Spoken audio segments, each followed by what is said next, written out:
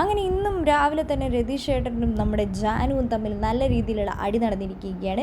അപ്പോൾ ജാനു രാവിലെ തന്നെ രതീഷ് ഏട്ടന് കെട്ടിപ്പിടിച്ച് ഗുഡ് മോർണിംഗ് പറഞ്ഞതിൻ്റെ പേരിലാണ് രതീഷ് ഏട്ടൻ പറയുന്നത്, എനിക്ക് അവൾ കെട്ടിപ്പിടിക്കുന്ന ഇഷ്ടമല്ല, അവളുടെ സ്റ്റേറ്റ്മെൻ്റ് ഒന്നും എനിക്കിഷ്ടമല്ല, അവൾ എന്നോട് കെട്ടിപ്പിടിച്ച് ഐ ലവ് യു എന്ന് പറഞ്ഞു, അത് വളരെ മോശമാണ്, എനിക്ക് പുറത്തൊരു ഫാമിലി ഉണ്ട്, അവർ കാണുന്നതാണ്, പ്രേക്ഷകർ ഇത് കാണുന്നതാണ്, ഇത് വേറൊരു രീതിയിൽ പുറത്തു പോകാൻ പാടില്ല, എനിക്കത് ഇഷ്ടമല്ല, അവൾ ഇനിയും ഇത് തുടർന്നു കഴിഞ്ഞാൽ അവൾ ഈ ബിഗ് ബോസ് വീട്ടിൽ നിന്ന് കരഞ്ഞിട്ടേ പുറത്ത് പോകും, ഞാൻ അവളെ കരയിപ്പിച്ചിട്ടേ പുറത്ത് വിടൂ എന്ന് നമ്മുടെ രതീഷ് ഏട്ടൻ പറയുന്നുണ്ട്.